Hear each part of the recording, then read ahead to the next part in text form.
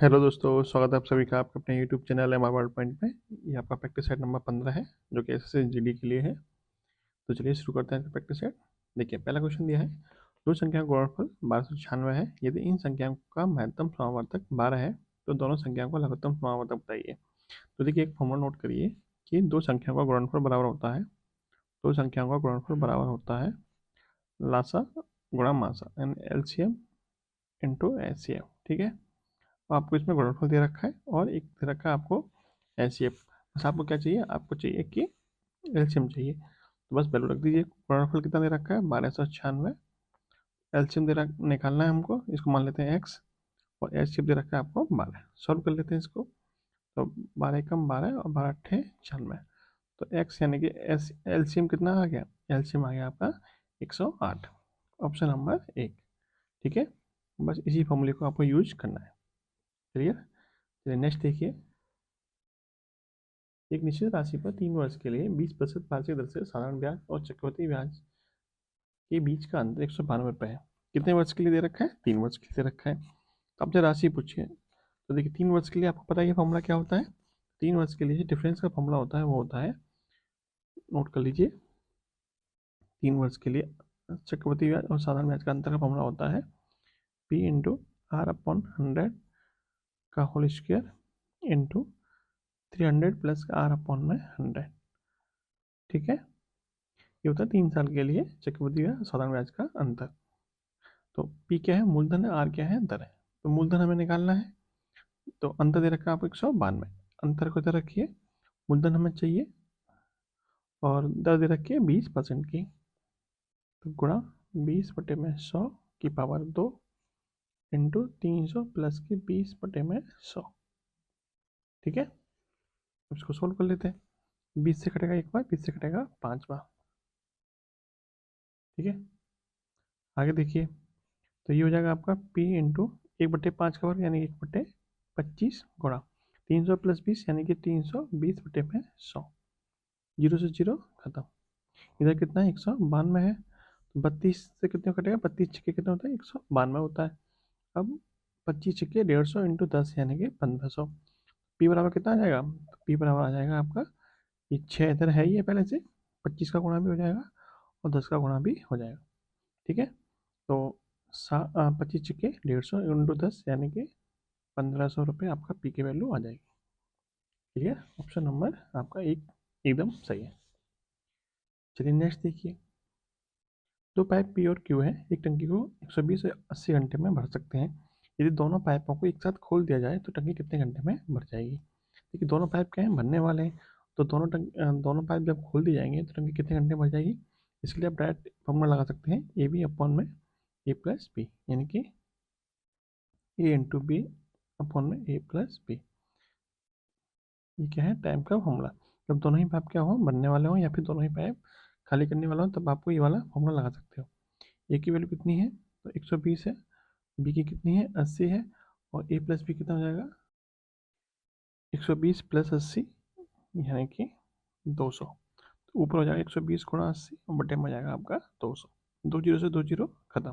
दो से कटेगा 6 बार, 6 अट्ठे 48, यानी कि कितना समय लग जाएगा, तो 48 घंटे का समय लग जाएगा। ठीक है, यानी कि आपका ऑप्शन नंबर जो 2 है वो एकदम सही है। ठीक है, नेक्स्ट देखिए। 15 सेंटीमीटर, 8 सेंटीमीटर तथा 17 सेंटीमीटर भुजा वाले त्रिभुज का क्षेत्रफल बताइए। देखिए, आपको कुछ त्रिभुज में वो आपको याद रखने हैं, ट्रिपलेट जो होते हैं वो आपको याद रखने हैं। जैसे आपको इसको देख के आपको ये समझ में आ रहा होगा कि जो त्रिभुज, ये कैसा त्रिभुज है, ये आपका समकोण त्रिभुज है। समकोण त्रिभुज की खासियत क्या होती है कि जो सबसे बड़ी भुजा होती है वो तो कर्ण होती है, बाकी जो दो भुजाएं आधार और लंब हो सकती हैं, और जो कर्ण का वर्ग होता है वो शेष दो भुजाओं के वर्गों के योग के बराबर होना चाहिए। यदि इसको हम 8 मान लें, इसको तो 15 मान सकते हैं। तो 15 का वर्ग प्लस 8 का वर्ग बराबर होना चाहिए 17 के वर्ग के, जो कि है भी। तो ये क्या होगा, एक प्रकार का समकोण त्रिभुज होगा। और समकोण त्रिभुज का क्षेत्रफल क्या होता है, समकोण त्रिभुज का क्षेत्रफल यानी एरिया बराबर होता है 1/2 बेस इंटू हाइट, यानी कि आधार गुणा ऊंचाई। ऊंचाई कह लीजिए या फिर लंब कह लीजिए, एक ही बात है। दो से काटिए, 4×5 15 इंटू 4 कितना जाएगा, 60। तो इसका क्षेत्रफल कितना हो जाएगा, इसका क्षेत्रफल हो जाएगा आपका 60 सेंटीमीटर स्क्वायर। ठीक है, इसलिए आप कुछ ट्रिपलेट याद कर लीजिए, जैसे कि आपका 3, 4 और 5 का एक ट्रिपलेट होता है। अब इसमें हम किसी भी संख्या से गुणा करेंगे वो भी आपका समकोण त्रिभुज की तरह ही काम करेगा, है ना। 2 से गुणा कर देंगे तो 6, 8, 10, यानी कि 10 का जो वर्ग होगा वो 6 और 8 के वर्ग के योग के बराबर होगा। इसके अलावा आप कुछ और याद कर लीजिए, जैसे कि एक होता है आपका 7, 24 और 25, एक होता है आपका 9, 40 और 41। ये कुछ है आपको याद रखने। इसके अलावा एक आप मोस्ट इम्पोर्टेंट है, वो क्या है आपका 5, 12 और 13। ठीक है, ये कुछ ऐसे ट्रिपलेट हैं जो आपको याद रखने हैं। चलिए नेक्स्ट देखिए, एक परीक्षा में 85% छात्र उत्तीर्ण हुए, यदि 75 छात्र अनुत्तीर्ण हुए तो कितने छात्र परीक्षा में सम्मिलित हुए। मान लीजिए कि जो परीक्षा में छात्र शामिल हुए हैं छात्र, वो कितने हैं, 100% है। 100% में से 85% क्या हुए, उत्तीर्ण हुए। तो फिर कितने हुए होंगे, तो आप कहेंगे 100 माइनस के 85, यानी कि 100 माइनस के 80, 100 माइनस के 85, यानी कि 15% जो छात्र हैं वो क्या हुए, फेल हो गए, यानी अनुत्तीर्ण हो गए। लेकिन एक्चुअल में कितने छात्र अनुत्तीर्ण हुए, तो आप कहेंगे 75 हुए। तो 15% किसके बराबर होगा, 75 के बराबर हो जाएगा। तो यहाँ से 1% की वैल्यू निकाल सकते हैं, कितनी आएगी, 75/15, यानी कि 5। पूछा क्या था, कुल छात्र पूछे थे, तो हमने कुल छात्र कितने माने थे, 100% माने थे, यानी कि 100% की जो वैल्यू हो जाएगी वो कितनी जाएगी, 5 × 100, यानी कि 500। ठीक है, ऑप्शन नंबर 2।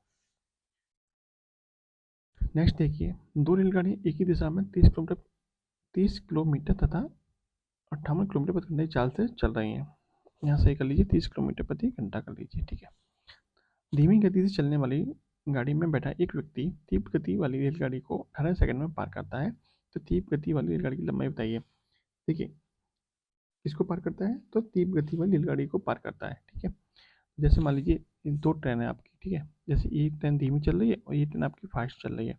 तो इसमें जो बैठा व्यक्ति होगा वो, उसको कौन पार कर रही है, तेज गति वाली गाड़ी पार कर रही है। तो ये गाड़ी इसको कब पार करनी करा हुआ माना जाएगी, जब ये रेलगाड़ी अपनी लंबाई के बराबर दूरी को पार कर देगी, तब माना जाएगा कि ये व्यक्ति इसको पार कर गए, इस व्यक्ति को ये ट्रेन पार कर गई है। ठीक है, तो कितनी दूरी चल रही होगी ट्रेन, ये जो तेज चल रही होगी वो अपनी लंबाई के बराबर, इसकी लंबाई हमसे पूछी है। ठीक है, और ये किस चाल से पार करेगी इस व्यक्ति को, तो इनकी जो सापेक्षिक चाल बनेगी, यानी रिलेटिव स्पीड जो बनेगी, वो क्या होगी, दोनों स्पीड का डिफरेंस, यानी कि 58 माइनस के 30, यानी कि 28 किलोमीटर प्रति घंटा बनेगी। ठीक है, पूछा कि आपसे लंबाई पूछिए, तो लंबाई या फिर दूरी एक ही बात होती है, क्योंकि जब किसी व्यक्ति को पार करेगी, बैठे हुए व्यक्ति को, तो अपनी लंबाई के बराबर ही दूरी चलेगी। बस फॉर्मूला लगा देते हैं। तो देखिए, फॉर्मूला क्या होता है, समय लंबाई का यानी कि दूरी का फॉर्मूला क्या होता है, तो दूरी बराबर यानी कि लंबाई बराबर हो जाएगा चाल गुणा समय। चाल गुणा समय, और चाल क्या है, चाल है आपकी 28 किलोमीटर प्रति घंटा। 28 किलोमीटर प्रति घंटा। देखिए, समय आपको पूछा है, किसमें पूछा है, समय दे रखा है सेकंड में, लंबाई चाहिए मीटर में, तो हमको चाल में मीटर पर सेकंड में चेंज करना पड़ेगा। उसके लिए हमें 5/18 से गुणा करना पड़ेगा। फिर गुणा कर दीजिए समय, समय कितना लग रहा था, 18 सेकंड। ठीक है, 18 से 18 खत्म, 28 पंजे 140।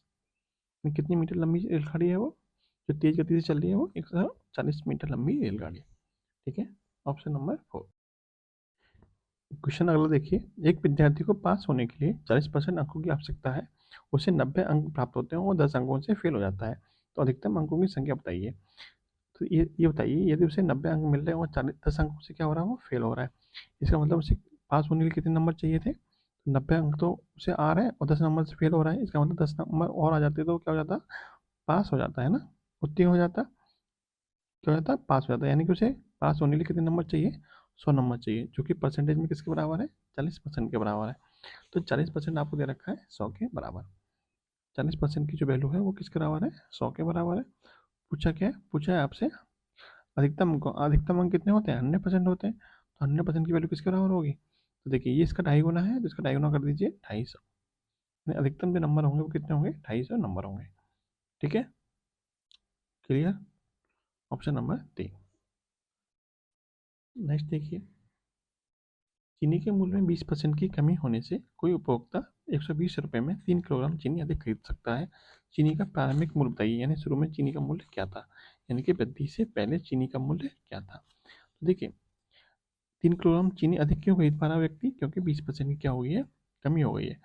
तो 20% कमी कितने रुपये हुई है, 120 पे हुई है। तो देखिए, यानी 3 किलोग्राम जो चीनी अधिक मिल पा रही है वो किसकी वजह से मिल पा रही है, 120 रुपये फिर जो 20% की कमी हुई है इसकी वजह से मिल पा रही है। यानी कितने रुपये कमी हुई है? 24 रुपये कमी हुई है। तो 1 किलोग्राम चीनी का मूल्य कितना होगा? 1 किलोग्राम चीनी का मूल्य हो जाएगा आपका 24/3 यानी कि 8 रुपये प्रति kg। ठीक है, ये मूल्य कौन सा होगा? ये मूल्य होगा आपका घटा हुआ मूल्य। ठीक है, लेकिन आपसे तो ओरिजिनल मूल्य पूछा है, तो ओरिजिनल मूल्य कैसे निकालेंगे? तो देखिए कमी कितने की हो रही है? 20% की। आपको पता है कि 20% का फ्रैक्शन कितना होता है? 1/5, यानी 5/1 की कमी हो रही है। ठीक है, यानी यदि पहले 5 रुपये यानी यदि पहले कितना था, तो 5 kg मिल रहा था, तो अब कितना मिलेगा? 1 kg कम मिलेगा, यानी कितना मिलेगा? 4 kg मिलेगा।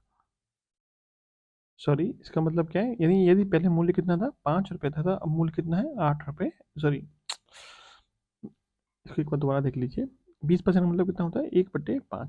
1/5 का मतलब क्या है? यानी यानी यदि मूल्य शुरू में कितना था? 5 था, तो 1 की कमी के बाद अब कितना हो गया? 4 यूनिट हो गया। लेकिन एक्चुअल में अब कितना हो गया? 8 यूनिट हो गया। सॉरी, 8 रुपये प्रति kg हो गया। तो ये इसका कितना गुना है? 2 गुना है। तो इसका भी 2 गुना कर दीजिए, कितना हो जाएगा? 10 रुपये प्रति kg। ठीक है, यानी शुरू में जो मूल्य था वो कितना था? 10 रुपये प्रति kg था। अब कितना हो गया? अब हो गया आपका 8 रुपये प्रति kg। ठीक है, इस तरीके से निकाल सकते हो। तो अभी जो मूल्य, प्रारंभिक मूल्य कितना है? 10 रुपये प्रति kg।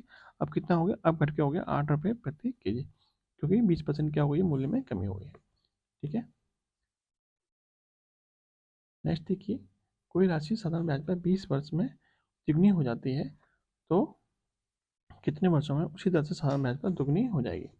पूछा दुगनी कितने वर्ष में हो जाएगी। देखिए, कोई राशि 3 गुनी हो रही है, इसका मतलब क्या है? मान लीजिए कोई राशि 1 थी, यानी मूलधन 1 था, अब मूलधन कितना, अब मिश्रण कितना हो रहा है? 3 हो रहा है। तो हमें ब्याज कितना मिल रहा है? 2 रुपये ब्याज मिल रहा है। सॉरी, 2 यूनिट ब्याज मिल रहा है। तो देखिए कितने वर्ष में मिल रहा है 2 यूनिट ब्याज? तो 20 वर्षों में मिल रहा है। अब पूछा कितने वर्षों में साधारण ब्याज दर पर वो दुगनी हो जाएगी। यदि राशि पहले 1 थी, तो अब कितनी हो जाएगी? 2। तो अब ब्याज कितना मिलेगा? 1 ब्याज मिलेगा। आपको पता है ना ब्याज क्या होता है? ब्याज होता है मिश्रण में से मूलधन को घटाते हैं तब ब्याज मिलता है। मिश्रण में से मूलधन को घटाते हैं तब हमें ब्याज मिलता है। तो ब्याज यहाँ पर कितना मिल रहा है? 1 यूनिट मिल रहा है। यहाँ कितना मिल रहा है? 2 यूनिट मिल रहा है। 2 यूनिट को मिलने के लिए कितना समय लग रहा है? 20 वर्ष मिल रहा है। तो 2 का आधा है, तो कितना समय लगेगा? 20 का आधा, यानी कि 10 वर्ष का समय लग जाएगा। क्योंकि साधारण ब्याज में क्या होता है? हर साल समान वृद्धि होती है। ठीक है, हर साल जो ब्याज मिलता है वो समान मिलता है। तो 2 यूनिट ब्याज मिलने में 20 वर्ष लग रहे हैं, तो 1 यूनिट में कितना समय लगेगा? 20 का आधा, यानी कि 10 वर्ष लगेगा। ठीक है, नेक्स्ट देखिए, यदि किसी धनराशि पर 4% वार्षिक ब्याज की दर से 2 वर्षों के साधारण ब्याज और चक्रवृद्धि ब्याजों का अंतर कितना है? 80 रुपये है। तो धनराशि याद कीजिए।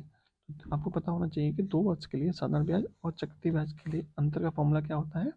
तो अंतर का फॉर्मूला होता है, नोट कर लीजिए, अंतर बराबर P/R/100 का स्क्वायर। ठीक है, अंतर कितना दे रखा है? 80 दे रखा है। तो अब P हमें निकालना है।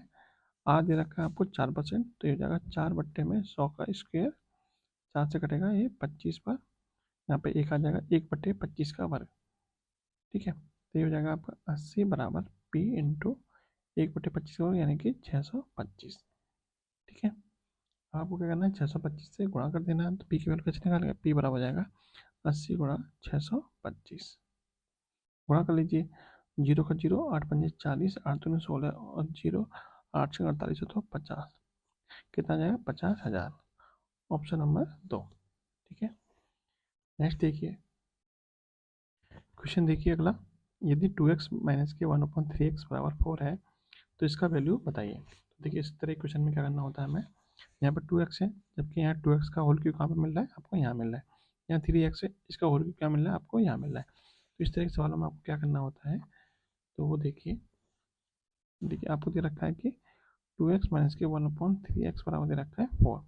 तो हमें यहाँ पे क्या चाहिए? यहाँ पे 3 का होल क्यूब बनाना है, तो यहाँ क्या करना पड़ेगा? 3 से गुणा करना पड़ेगा। यहाँ पे 2 का क्यूब बनाना है, तो यहाँ पे 2 से गुणा करना पड़ेगा। यानी कुल मिला के हमें इस पूरे समीकरण में क्या करना पड़ेगा? 3/2 से गुणा कर देना पड़ेगा। ठीक है, 3/2 से गुणा कर दीजिए। तो गुणा करेंगे तो ये हो जाएगा आपका, 2 से 2 कट जाएगा, 3x हो जाएगा, माइनस 3 से ही कट जाएगा, ये हो जाएगा 1/2x। इधर 4 में 3/2 का गुणा करेंगे, 2 से कटेगा आपका ये, 2 बार 2 3 6। ठीक है, अब आपका ये सवाल क्या बन गया? अब आपका सवाल बन गया कि 3x माइनस के 1/2x बराबर के 6। अब आपसे ये दे रखा है और पूछा क्या आपसे ये पूछा है, ठीक है। इसकी वैल्यू कैसे निकालेंगे, तो दोनों तरफ आपका क्या कर दीजिए, होल क्यूब कर दीजिए, दोनों तरफ क्यूब कर दीजिए, तो ये हो जाएगा आपका 3x माइनस के 1/2x बराबर 6। इसका भी होल क्यूब कर दिया, इसका भी होल क्यूब कर दिया, ठीक है। इसका ए माइनस बी का होल क्यूब क्या होता है, ए क्यूब। ए क्यूब मतलब तीन एक्स का होल क्यूब कितना हो जाएगा, 27x क्यूब। ए क्यूब माइनस के बी क्यूब यानी कि 1/2x का ये हो जाएगा 8x का क्यूब माइनस के 3ab का मतलब 3 गुणा ए की वैल्यू बी की वैल्यू ब्रैकेट में ए माइनस के बी, तो 3x माइनस के 1/2x यहाँ पे आएगा, इसकी जगह पे कितना जाएगा, 6 बराबर 6 का क्यूब कितना होता है, 6 का क्यूब होता है 216। तो यहाँ आ जाएगा आपका 216, ठीक है। अब इसको सोल्व कर लेते हैं, तो देखिए ये हो जाएगा आपका x से x खत्म, ठीक है। और 2 से कटेगा आपका 3 बार, 3 3 9 3 27, तो ये हो जाएगा 27x क्यूब माइनस के 1/8x क्यूब माइनस के 27 बराबर यहाँ कितना था, 216 था। 216 27 इधर जाएगा तो क्या हो जाएगा, प्लस का 27 हो जाएगा, तो ये हो जाएगा 27x क्यूब माइनस के 1/8x क्यूब बराबर 216 प्लस के 27 यानी कितना जाएगा, 243, ठीक है। तो इसकी वैल्यू आपसे पूछी थी, कितनी आई, 243 निकल के आ गई। ऑप्शन नंबर 3 आपका एकदम सही है, ठीक है। क्लियर। चलिए नेक्स्ट देखिए, यदि ए का वेतन बी के वेतन से 25% अधिक है तो बी का वेतन ए के वेतन से कितना कम है। इसका आंसर आपको क्या करना है, कमेंट बॉक्स में इसका आंसर बताना है, ठीक है। चलिए नेक्स्ट देखिए, अमर किसी कार्य के 1/4 भाग को 3 दिन में तथा शंकर उसी कार्य को 1/6 भाग को 4 दिन में पूरा कर सकता है। यदि दोनों मिलकर कार्य को पूरा करें तो 1800 रुपये के मेहनताने में से अमर की कितनी राशि मिलेगी। तो ये जो मेहनताना मिलता है उसमें जो राशि बटेगी वो किस अनुपात में बटेगी, तो जिस अनुपात में उन्होंने काम किया होगा, यानी उनकी जो कार्य क्षमता होगी उस अनुपात में ही उनको राशि मिलेगी। अब इन्हें कितना काम किया है, तो देखिए ये जो कर रहा है वो कार्य के 1/4 भाग को, सॉरी अमर जो कर रहा है वो 1/4 भाग को कितने दिन में कर रहा है, तो 3 दिन में कर रहा है। यदि आपसे पूछे कि पूरा भाग कितने दिन में कर देगा, तो 12 दिन में कर देगा। ऐसे ही जो दूसरा है शंकर, शंकर जो है वो 1/6 भाग को कितने दिन में कर रहा है, तो 4 दिन में कर रहा है। तो पूरे भाग को कितने दिन में कर देगा, 6 चौक 24 दिन में कर देगा, ठीक है। अब यहाँ से आपको कंफर्म हो गया कि ये अमर का जो एक दिन का पूरा दिन, सॉरी अमर का जो पूरा काम करने में समय लग रहा है वो कितना है, 12 दिन। शंकर को जो पूरा काम करने में समय लग रहा है वो 24 दिन है। अब यहाँ से हम इनकी क्षमता निकाल सकते हैं कैसे, तो देखिए 12 और 24 का एलसीएम कितना होता है, तो 24 ही होता है। हमने मान लिया टोटल काम कितना है, 24 है। 24 कामों करने में अमर को कितने दिन लग रहे हैं, 12 दिन लग रहे हैं। तो एक दिन में अमर कितना काम करेगा, तो एक दिन में अमर का जो काम होगा हो जाएगा 24/12 यानी कि 2 यूनिट काम होगा। और शंकर का एक दिन का काम कितना हो जाएगा, 24/24 यानी कि 1 यूनिट काम हो जाएगा। ये जो एक दिन का काम होता है ये क्या होती है, क्षमता होती है। अमर एक दिन में 2 यूनिट काम करता है और शंकर एक दिन में 1 यूनिट काम करता है। तो इनका जो मेहनताना बटेगा वो किस अनुपात में बटेगा, 2:1 के अनुपात में बटेगा। यानी कुल जो धन होगा वो कितना होगा, 2 और 1 3 यूनिट होगा। लेकिन एक्चुअल में कुल धन कितना है, 1800 है। कितना है, 1800 है। तो 3 यूनिट किसके बराबर होगा, 3 यूनिट आपका 1800 के बराबर हो जाएगा। तो यहाँ से एक की वैल्यू कितनी हो जाएगी, 1800/3 यानी कि 600 रुपये। पूछा किसका है वो भी देख लीजिए, पूछा अमर का। अमर को कितना काम करता है एक दिन में, 2 यूनिट काम करता है। एक की वैल्यू 600 है तो दो की वैल्यू कितनी होगी, 600 गुणा 2 यानी कि 1800 रुपये, ठीक है। ऑप्शन नंबर, एक सेकेंड यहाँ मिस्टेक होगी, 600 गुणा 2 कितना होता है, 1200 होता है ना, सॉरी 1200 रुपये। ऑप्शन नंबर 4, ठीक है। नेक्स्ट देखिए, दो नल पी और क्यू अकेले एक टंकी को क्रमशः 10 घंटे और 12 घंटे में भर सकते हैं। यदि दोनों नलों को सुबह 9 बजे खोला जाए तो 3 बजे अपराह्न तक टंकी को पूरा भरने के लिए नल पी को कितनी बजे बंद करना होगा। कब तक भरना है, हमें 3 बजे तक भरना है टंकी को।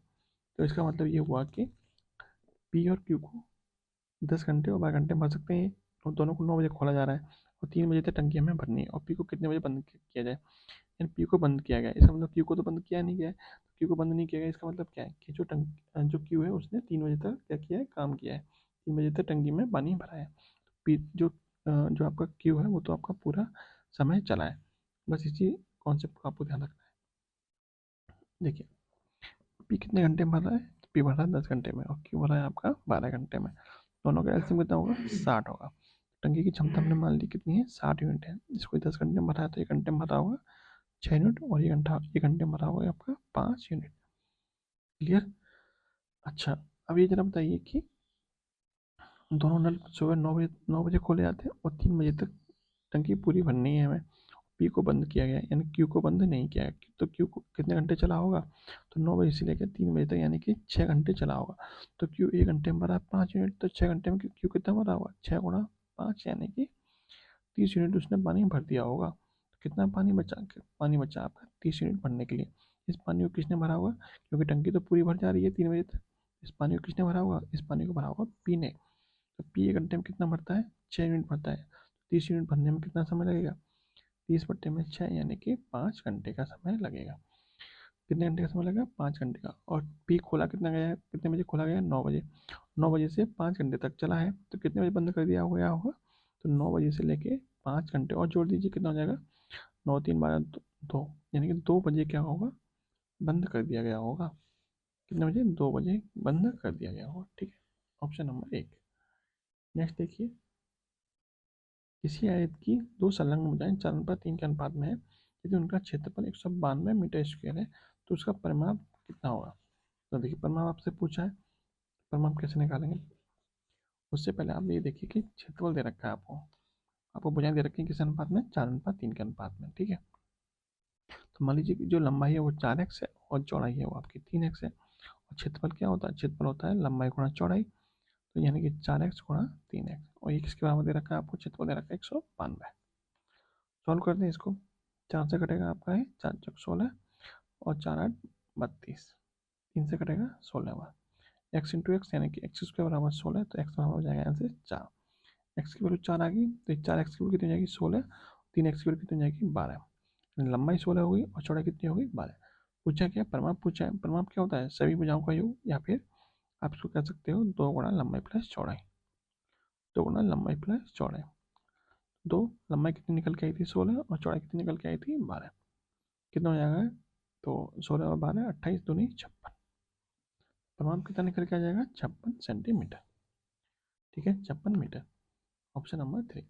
नेक्स्ट देखिए, यदि 1 रुपये में 8 रुपये की दर से 1 रुपये में 8 की दर से सेब खरीदे जाए तो 1 रुपये में कितने सेब बेचने पड़ेंगे ताकि 14.28% का लाभ हो। तो देखिए आपको पता होना चाहिए कि 14.28% का लाभ किसके बराबर होता है। तो ये परसेंटेज में जो वैल्यू दे रखी है वो किसके बराबर होती है, तो ये होती है आपकी 1/7 के बराबर। देखिए आपको बोला है कि 1 रुपये में उसने 8 सेब खरीदे, 8 सेब कितने खरीदे, 1 रुपये के, तो एक सेब कितने का पड़ा होगा, 1/8 रुपये का। अब एक सेब का जो सीपी निकल के आ गया 1/8 रुपये। ठीक है, अब कितने रुपये का लाभ कमा रहा है, 14.28% का लाभ कमा रहा है। 14.28% का जो फ्रैक्शन होता है कितना होता है, तो वो होता है आपका 1/7। ये आपको पता होना चाहिए। ठीक है, इसका मतलब क्या है कि 7 की चीज़ पर 1 का लाभ कमा रहा है, यानी कितने में बेच रहा है वो, 8 में बेच रहा है। ठीक है, 8 में बेच रहा है, 7 की चीज़ 8 में बेच रहा है। तो हमें चाहिए क्या, हमें चाहिए 1 रुपये में कितने बेच रहा है। तो एक सीपी कितना है, 1/8 का है, और बीच कितने में रहा है, 8। 8 में बेच रहा है 7 की चीज़ को, तो क्या करना है आपको, 8/7 से गुणा कर दीजिए। ठीक है, कितना है आपका, 8 से 8 खत्म, कितना है 1/7। 1/7 का मतलब क्या है, 1 रुपये में कितना बेच रहा है वो, 7 बेच रहा है। यहाँ पे 1/8 का मतलब कितना था, 1 रुपये में कितना खरीदा है, 8 खरीद रहा है, क्योंकि सीपी था, ये क्या है एसपी यानी कि विक्रय मूल्य। तो 1 रुपये में कितने बेच रहा है वो, 7 बेच रहा है। ठीक है, यानी कि ऑप्शन नंबर आपका 2 क्या है, सही है। ठीक है, चलिए नेक्स्ट देखिए, पी क्यू से 60% कम है, क्यू आर से 50% अधिक है, आर एस से 20% अधिक है। यदि एस 1500 रुपये है तो पी का मान बताइए। एस कितना है, 1500 रुपये है, तो पी का मान बताना है। तो हम तीनों का रेशियो निकाल लेते हैं, किस किस का। तो देखिए पी क्यू और आर, तीन चीज़ हैं, सॉरी एस पी है, 4 है। अब देखिए पी क्यू से 60% कम है। 60% का मतलब कितना होता है? 60% फ्रैक्शन होता है आपका 3/5। ठीक है, पी किससे कम है? क्यू से कम है। यानी यदि ये 5 कम है तो ये 3 कम है, सॉरी यदि ये 5 है तो ये 3 कम है, इससे कितना हो जाएगा? 2 हो जाएगा।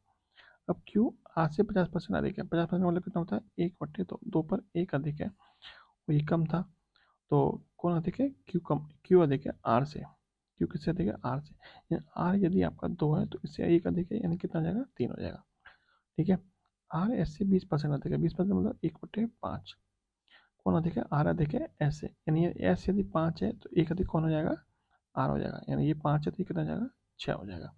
ठीक है, यानी ये आपको रेशियो निकल के आ गया। इसको सॉल्व करते हैं आगे। तो देखिए इसको सॉल्व कैसे करते हैं, इनका एक इकट्ठा रेशियो निकालिए। वो कैसे निकालते हैं वो देखिए। देखिए 5 के आगे जगह खाली है, यहाँ 5 लिख दीजिए, यहाँ पे भी 5 लिख दीजिए। यहाँ 2 के सामने खाली है, 2 लिख दीजिए। 6 के सामने खाली है, 6 लिख दीजिए। फिर यहाँ पर 6 लिख दीजिए। 3 के सामने 3 लिख दीजिए। ठीक है, अब इसका संयुक्त रेशियो निकालते हैं। कितना हो जाएगा? 2 तिया 6 छिंग 36, 5 तिया 15 छिके 90, 5 दूनी 10 छिके 60, 5 दूनी 10, 10 पंजे 50। ठीक है, ये रेशियो आपको निकल के आ गया। यानी पी की वैल्यू 36 है, क्यू की 90 है, आर की 60 और एस की 50। अब देखिए दे किसकी रखी है? आपको दे रखी है एस की। कितनी दे रखी है? 1500। यानी 50 यूनिट की वैल्यू आपको दे रखी है कितनी? 1500। यानी इसका कितना गुना है? इसका 30 गुना दे रखा है आपको। पूछा किसका था? पी का पूछा था। पी कितना है? पी है आपका 36। 36 का 30 गुना निकाल दीजिए, कितना हो जाएगा? 36 दिया 108 होता है। यानी कि 100, सॉरी 1080 आपका क्या आ जाएगा? 1080 आपका राइट आंसर आ जाएगा। ठीक है, पी का जो मान होगा वो कितना होगा? 1080 पी का मान हो जाएगा। क्लियर? यानी कि ऑप्शन नंबर 2 है आपका वो सही है। ठीक है, नेक्स्ट देखिए। एक रेजिमेंट में 45% सैनिक कमांडर है। यदि कमांडरों की संख्या 6750 है तो रेजिमेंट में सैनिकों की संख्या बताइए। 45% क्या है? सैनिक कमांडर है। सैनिकों की संख्या हमें निकालनी है। 45% की आपको वैल्यू दे रखी है, कितनी दे रखी है? तो वो दे रखी है आपको 6750। 100% की पूछिए 6750। तो देखिए यहाँ से 1% की वैल्यू कितनी हो जाएगी? 1% की वैल्यू हो जाएगी यहाँ से 6750/45। ठीक है, तो 100% की वैल्यू हो जाएगी आपकी 6750/45 गुणा 100। ठीक है, सॉल्व कर लीजिए इसको। 15 से कटेगा 3 बार, 15 चौक 60, 15 15 75, 3 से 15, यानी कि 150 बार। 150 गुणा 100 कितना हो जाएगा? 150 गुणा 100 हो जाएगा आपका 15,000। कितने सैनिक थे? तो 15,000 सैनिक थे टोटल। ठीक है, ऑप्शन नंबर 1। नेक्स्ट देखिए। एक आयत की लंबाई उसकी चौड़ाई की 4 गुनी है। यदि आयत का क्षेत्रफल 576 सेंटीमीटर स्क्वायर है तो इस आयत का परिमाप बताइए। ठीक है, देखिए